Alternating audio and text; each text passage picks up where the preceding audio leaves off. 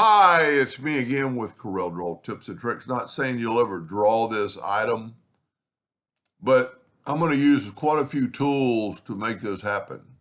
So I'm just going to start from scratch. I'm going to take a 2-point line. I'm going to grab the distort tool, and I'm not going to click on anything, but I'm going to start adding nodes.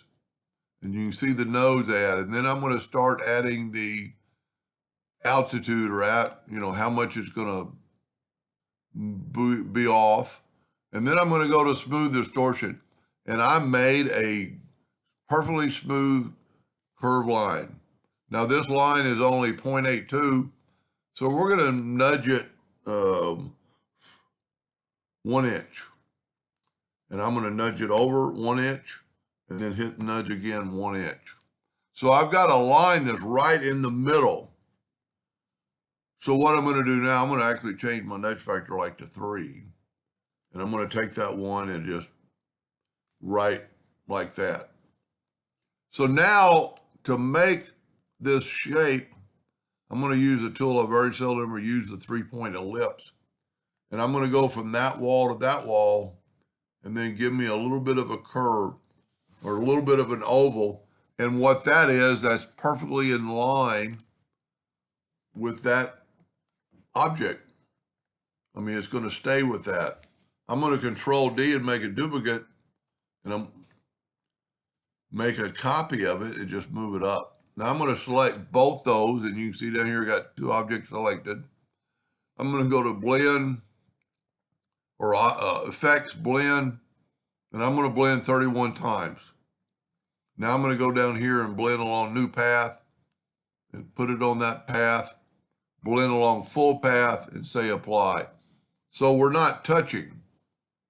So let's up this up like to 37 and hit Apply. Wow, must be a lot bigger than I thought.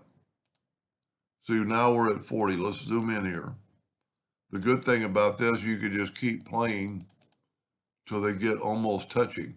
If you want them touching, they don't have to be touching, but they're equally spaced apart and they are almost touching. So now what we can do is it's selected and go to Object and break the blend apart. And we're going to take our line and move it out of the way. And we're going to take so there's a couple of things we're going to do. One, we move this back and look, I've got ovals right between those lines. So let's do 2 things. Let's make a duplicate of it.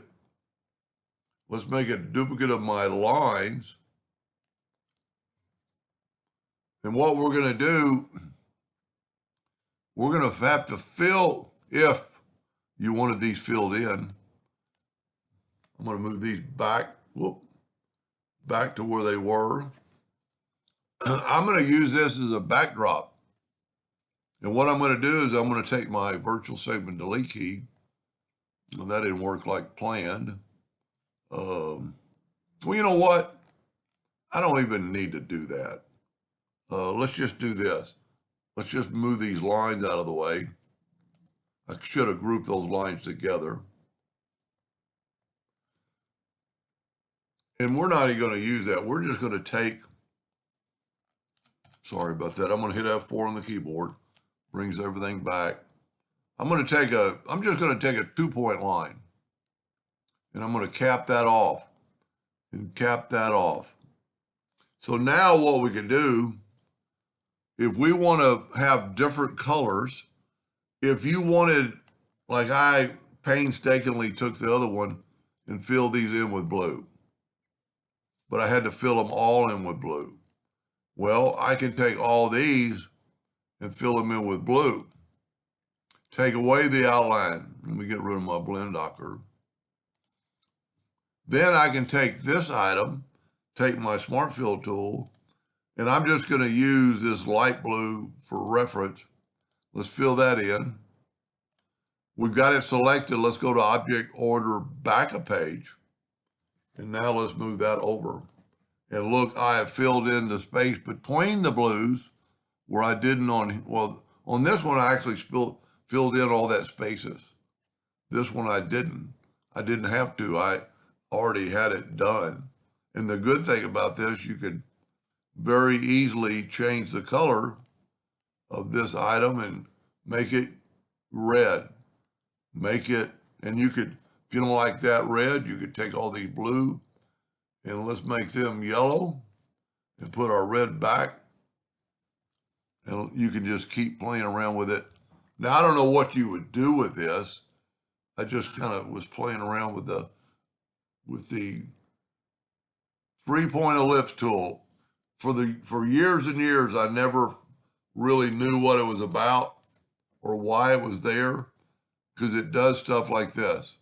If you want an ellipse in that side and you hold down even the control button, you'll make a perfect circle that's width of that circle. Anyway, hope that gave you an idea for something, and thank you for watching.